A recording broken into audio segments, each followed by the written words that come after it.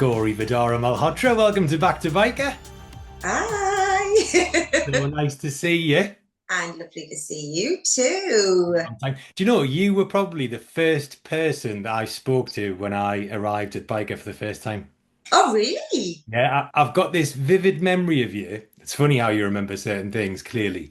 Good memory. Seeing you in the holding room, and you'd only been there for about a year before I started, I think. And yeah, you sat down beside me and he said, "Yeah, I'm a bit nervous about speaking in front of everyone in case they laugh at you." And I'm like, I was thinking, yes, that's exactly how I feel right now. Oh, So you've been there for a year before me. What series was that? I don't know the series. I think it was 1995 Okay. to 2000, I want to say, was my period. Yeah. Yeah. Yeah. So I don't know what series it was, though. No. Yeah. Oh, It I all mean, plays into one, doesn't it? long time. Let's be honest. We're all clear and memories gone. And How did you join the show? Tell me about your audition. well, growing up, I'd always been a performer, Mhm. since literally the day I was born, I was always doing something, whether it was dancing, singing, acting. So my mum and dad, wanted to nurture that. And I was so adamant that I wanted to do something. So there was a local theatre group called First Act Theatre that was based at St. Nick's Hospital. I believe, I want to say it's still going. Anyways, um, I got into there, and it was through there that they used to sometimes get calls from Byker to have supporting artists come along Mhm. and take part in scenes and what have you. And I remember there was this one particular time I got called in, and I think it was something to do with the Denton Burners, and they were in town, and Alfie and a few of the other lads had, I don't know if they'd stolen something or something was happening.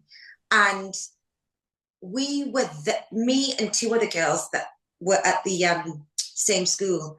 Um, we were chasing them for some reason as well and hiding. And I remember specifically Matthew Robinson being there. And I don't know, he was talking to someone and he was like, oh, yeah, yeah. And I didn't think anything of it. Anyways, they would go around schools, go around drama groups and what have you, and audition. And I remember meeting Andy Snellgrove at one of these auditions. And he said, oh, he says, you don't need to audition. And I said, oh, what do you mean? And he says, oh, don't worry. You're going to get a phone call or something along those lines. I can't fully remember.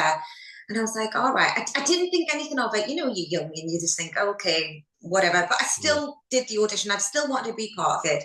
Anyways, months went by, and out of the blue, I got this phone call asking me to come in to do an audition, a face to face, just myself, Matthew. I want to say someone was there reading in, but I want to say it was someone from the production side. I can't remember who it was at the time. Mhm. And we did he taped me and we did a little back and forth. And it was dead cash, dead relaxed.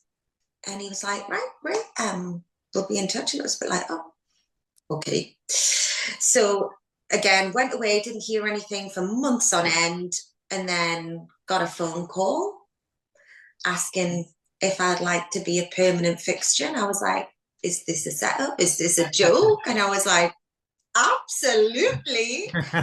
So yeah, that's Brilliant. how it all came about. Were you 12 when you started? Yes, so I think I was about 12 going into 13. So yeah, Yeah. yeah, Because I remember you're a year older than me, right? yeah. Yeah. I always remember you finishing your GCSEs before us and being like, Oh, I know how did that you was an experience. how did Sita come into the show? So it was really bizarre actually, because there was a cookery competition, a cooking competition, Oh. and it was me and Alfie, the other Andrew Smith, Hmm.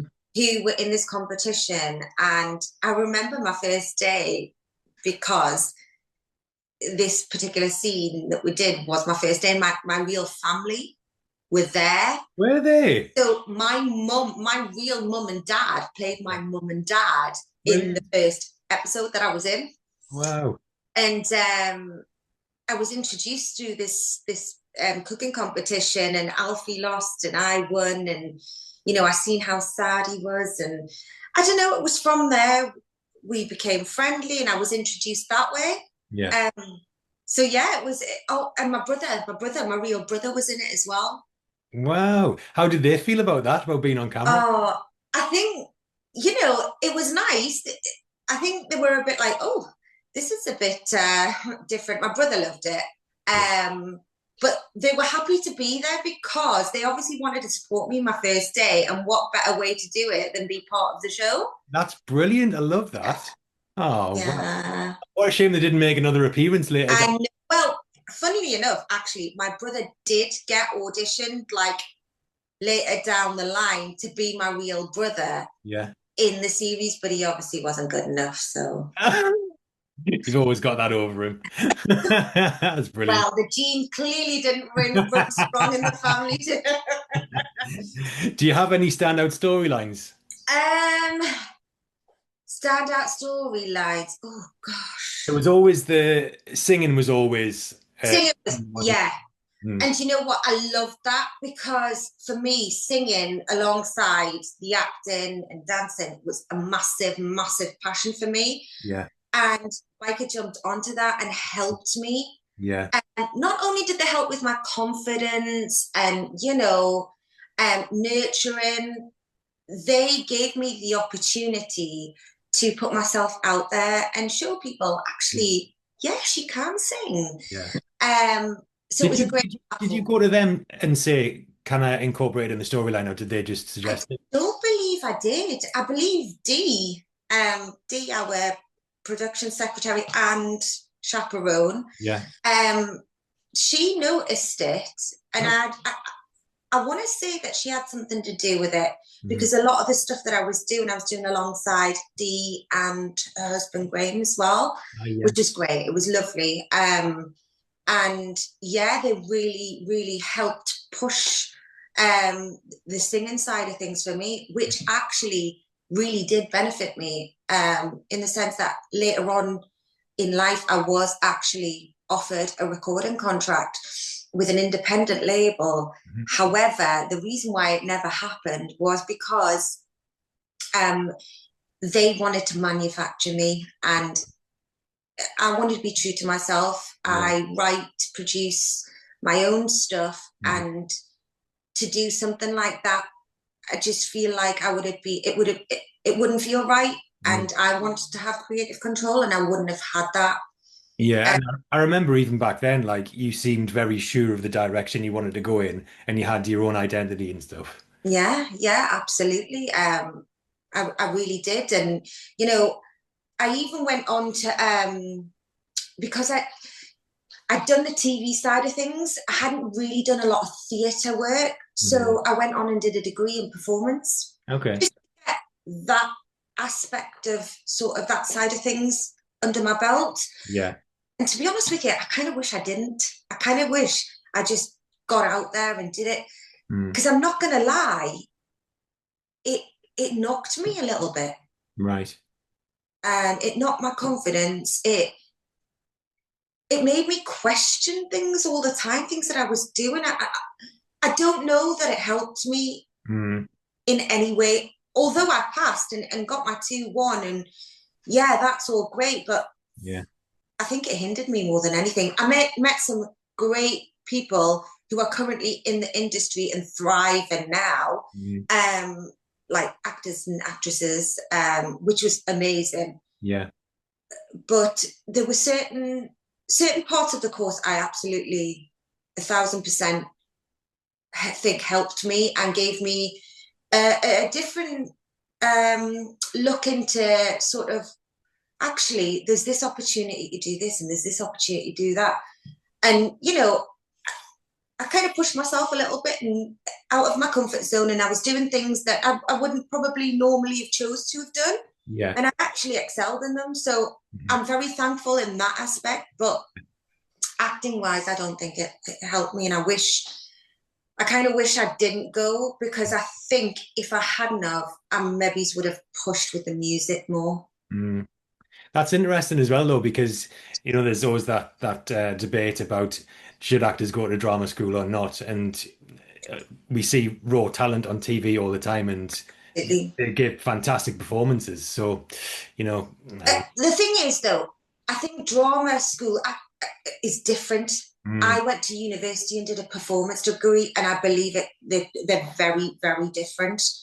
And Matthew Romson actually did say to me that he thought I should go down the drama school route. And right. me being me went against it and went the other way. And look, Listen to the boss, man. that's it. That's it. Now, look, we've got to talk about the iconic trio, Karen, Sita, and Cher, that is blown up online. I've seen loads of memes. Oh, Karen, Sita, and Cher walk so the Sugar Babes could run. that's it. The OG's right here. You three worked so well together. We You were did. all so different. It was great. Did you have fun filming with the girls? Yes, you know what? Because we were all so different Mhm. and different personalities, different, you know, just individuals and come from different backgrounds. We worked. We Yeah, worked well. Don't get me wrong, when you're with people all the time, you have your ups and downs and what have you. of course. And, you're going to get on each other's nerves. Yeah. That's natural. Mhm. But when it came to our on-screen chemistry between the three of us, it Mhm. was just there, wasn't it? Yeah. And to the point where actually I remember they were potentially talking about doing a spin-off show. Really? Yeah. Obviously, it never happened. But I think that would have been amazing if it did. Yeah.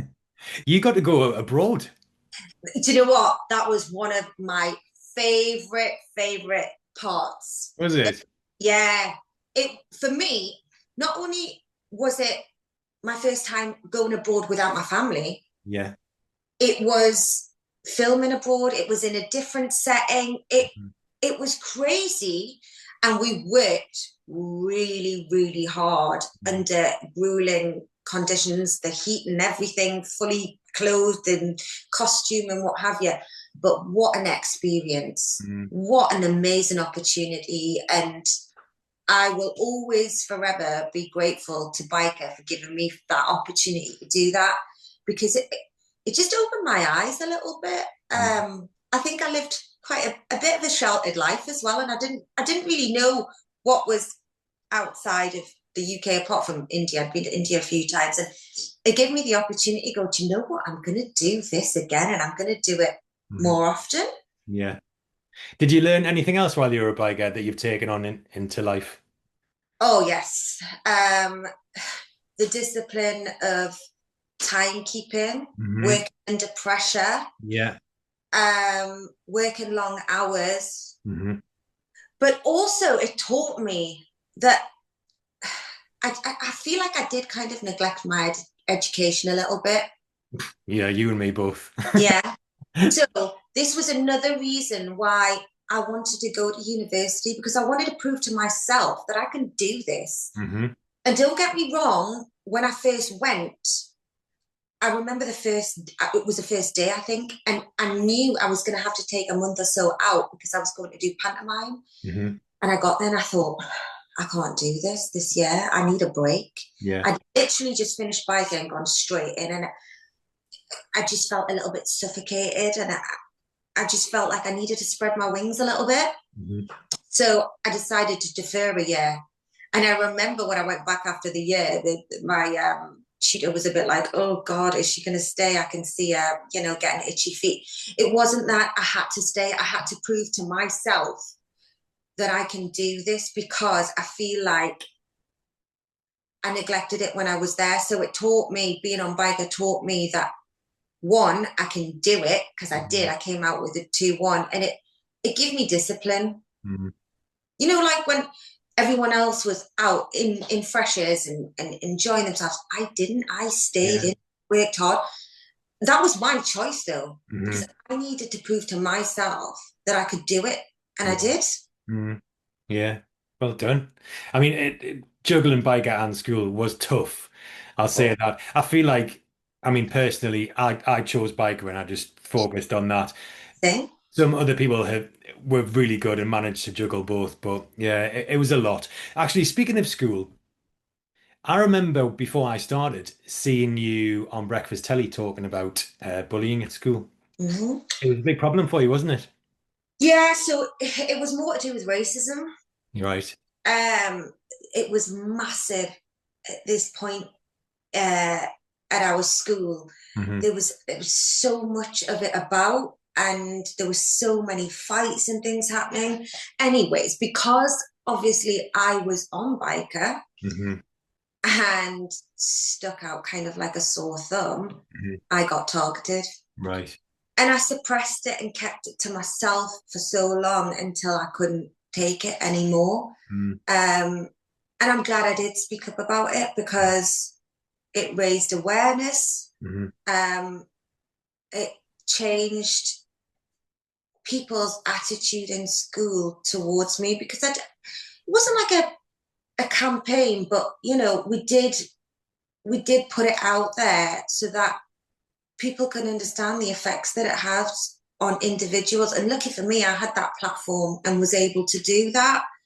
But yeah, it caused me a great deal of pain, and because I didn't understand it, I had never ever experienced it up until this point, so I didn't understand. I never seen myself as a different color or a different color skin to anyone else because no one had ever really brought it up. Mm. And then for that to happen to you, it makes you question yourself and you know everything around you, and then it makes you feel like, gosh, maybe I am different. Maybe these people are right, and it wasn't until, through help and counseling and things like that that I realized actually, no, I, Definitely answered the problem. yeah, absolutely uneducated, Mhm. um, you know, individuals that don't realize the damage Mhm. that they could have potentially have done to me. Lucky for me, that's another thing. Being on Byker, it made me stronger. It made Mhm. me a bit more thick-skinned because Mhm. yeah, you have your ups, but you got a lot of abuse as well at the same time, and you have to have a thick skin. Yeah, absolutely. And also, speaking of racism, I'm sure it was touched on in one of your storylines, It wasn't it? was. Yeah. It was, and that this is one of the storylines that actually I can remember. It was, Mm. it was a singing competition, I think it was, and Yes. and and one of the judges or members of the public were giving me some sort of grief or treating me a certain way, and it was very very obvious. Yeah. And I'm very grateful actually for Byker for touching on that Mhm. because with what happened to me at the time and everything that I went through, I didn't want it to be forgotten about Mhm. because this storyline came about sort of a few years down the line. Mhm. Um, and it's a hard hitting topic and it was close to my heart, and I feel like it had it had a great impact in the sense that it made people a bit more aware Mhm. of how racism can be interpreted Mhm. and how sometimes things can just be swept under the rug sort of thing. Yeah. It doesn't blatantly have to be you're this, you're that. Mhm.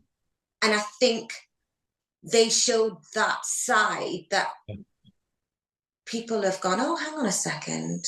Oh, Yeah. it is a subject that is very close to my heart, but it's also a subject I don't want to get into it. That's very rife at the minute, Mhm. and it's really upsetting Yeah. what's going on and things that are you know out there in the media, and Mhm. yeah, it's. I'm glad you've brought it up, but at the same time, it kind of takes me back, and it's kind of it. I remember that feeling, Mhm. and I didn't think that years down the line I'd be feeling those feelings again and worrying for my kids. Yeah. And because they're oblivious to this, they know no different. You know, we've always brought them up to understand that you are the same as everyone else. Mm-hmm. You know, I think there was one incident where a child actually said, "Oh, Jaden, you've got a different color skin to me," and he actually didn't even realize, Yeah. because we don't want our kids to be brought up to believe that they're any different from any other kid. Mm. They were born here, they were raised here Yeah. with the same, you know, values and morals as everyone else. Mm-hmm. And that's the way we want to keep it. Yeah. And that storyline as well will, because we know representation is so important. Absolutely. You covering that storyline will have helped someone who was going through that at school like you were as well. Do you know, it's funny you say this, because I actually logged into my LinkedIn the other day, funnily enough, and I was going through my inbox and someone actually did reach out to me Right. and said, whenever he's in a situation where he feels uncomfortable, because he has experienced racism himself, Mm-hmm. he always remembers that storyline. Really? Yeah, and he also remembers what happened to me as an individual. Mm-hmm. It really stuck out for him, Mm-hmm. and it helped him deal with whatever he was going. And I said to him, I said, I'm really sorry that, you know, you've had to endure this awful experience. However, I take comfort in the fact that you were able to relate to what I went through to help you deal with your situation.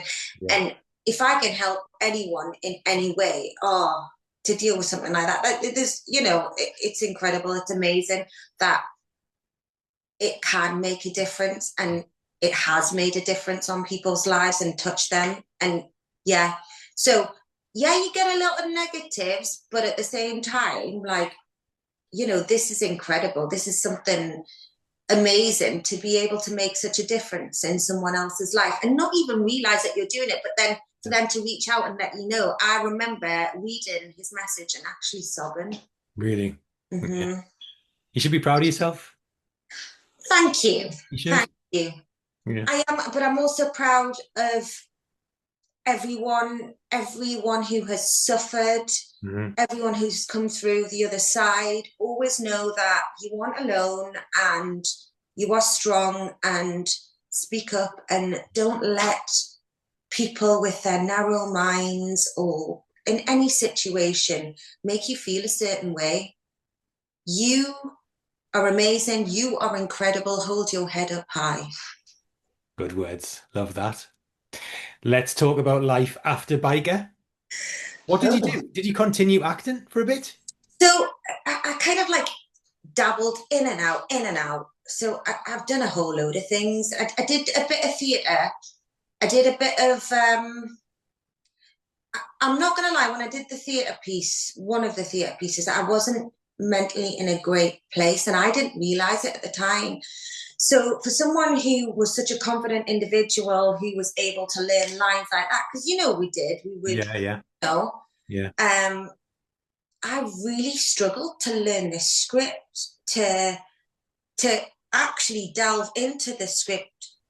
I was just touching the surface of what was going on, and I was like, what is going on with me? Why can't I get into this? And it wasn't until afterwards that I looked back and reflected, and I was in such a bad mindset that I messed that up. Right. So because of that experience, I chose not to do any more theatre. Yeah. I did, I went on to do a stint in Wolf Blood. Yes. I played Miss Graham in that Yeah. for a couple of years, which was Mhm. amazing because it was right on the doorstep as well. Right. Met some incredible actors that have gone on to do some amazing things, as you all will know, and made some friends for life from there, actually. And I did a couple of stints on Emmerdale. Mhm. Um, Playing different characters. no, I played the same character. Right. I was no, hang on. No, I was different characters, but I played solicitors. Right. Stereotype. Oh, yes, I remember. Yeah. Yeah, so I was Belle. No, hang on. I was Belle Dingle solicitor Okay. in. Was it Belle Dingle's solicitor in one of them, and charities in another. But two different complete series episodes. Right. But it was actually Tim. Do you remember Tim O'Mara? Oh, yes. Yeah. He was the director on it, I and worked with him on Hollyoaks as well. yeah, and he helped me actually get my foot in the door there. Did he? Yeah, and it was so lovely to see him, and it was great because there was a lot of production, the old production team with Right. yeah, yeah, Oh, which was so nice to see, and I can't remember if Laura Norton was there because I know Laura as well, yeah. just from acting jobs and Because doing. she was a Grover uh, I when know, we went away to Clennell Hall. Do you remember? was she? Oh, Yeah. oh wow, no, I didn't know that one. Yeah, yeah. I know. Wow, Long time ago. yeah, long, long time ago. And then so you did a bit of acting for a bit. Yeah, and And then so I did a bit of that. I did a few commercials here and there, then- and yeah, just really just looking after my kids and being at home. And Yeah. I worked at Vivian Westwood for a bit Mhm. until that closed down. As I was doing my acting at the same time, working alongside there, and then we've just had like a few things going on in our lives where my husband hasn't been too well. Mhm. His health hasn't been great, so I had to kind of take a bit of a step back Yeah. and prioritize things. Mhm. So it got to a stage where like my kids and my husband were kind of the main priority. Yeah. Absolutely. Speaking of your kids, how would you feel if they decided that they wanted to have a crack at the acting Oh, industry? well, funnily enough, Oh, go on. the little one is, oh my God, he's so dramatic. Like, it's Where actually, did you get that from, I Gauri? have no idea. Um, but yeah, he's totally got it in him. Jaden is actually he's really funny. He's like his dad. He's really, really funny and he's a lovely boy. But he actually came to me recently and he said he wants to get into modeling. Oh, really? Yeah. And loads of people are always like, why? You should get your kids in. And I'm like, oh, and Vic's like, oh, I, I don't know. I mean, I feel like if he wants to do it, we always say, if you want to do it, try. If you don't like it, then that's fine. We'll move on to something else. So if they want to do it, they can dabble in it. If they Yeah. love it, they like it, great. We'll help them, we'll nurture it. If they don't, then that's their decision as Yeah. well. Cool. Oh, listen, this has been lovely. Lovely to catch up with you. You know what? It's crazy because when you sit back and think about all the different things that you've been doing, all the different storylines and things that you're coming up with. And I'm like, oh my gosh, did that really happen? No. Yeah. It was such a long time ago, but it was such a massive part of our lives growing Mhm. up. Yeah. And, you know, I'm forever grateful and thankful for having that opportunity. And when you're in that moment, you take it for granted. And I feel like we totally took it for granted We because I really did. I would give anything to go back I to know. that time. Yeah. They were great times, carefree. And, you know, we had this amazing opportunity. And yeah, I wish there was more of that in the Northeast. Mm. Yeah. It would be nice to see more stuff being made up there, wouldn't it? Absolutely, especially for the younger generation, Mhm. giving kids the opportunity to, get out there and show what they can do and not necessarily have any sort of background, Mhm. you know, Yeah. because you never know what's out there. I mean, look at Charlie Hunnam for example. I remember actually he was initially auditioning for my boyfriend's part. Oh, was he? Yes, but Nick Figures got it. I was like, oh, you've missed a trick there. I actually went to school, primary school with Charlie. Oh, did you? I knew him prior. I think he auditioned for Greg as well. Did he actually? Yeah. See, it was always meant to be for him. Yeah. And look how he's come on as an actor. You're doing all right. Love it. Gauri, thank you very much. We just went back to Byker. Thank you.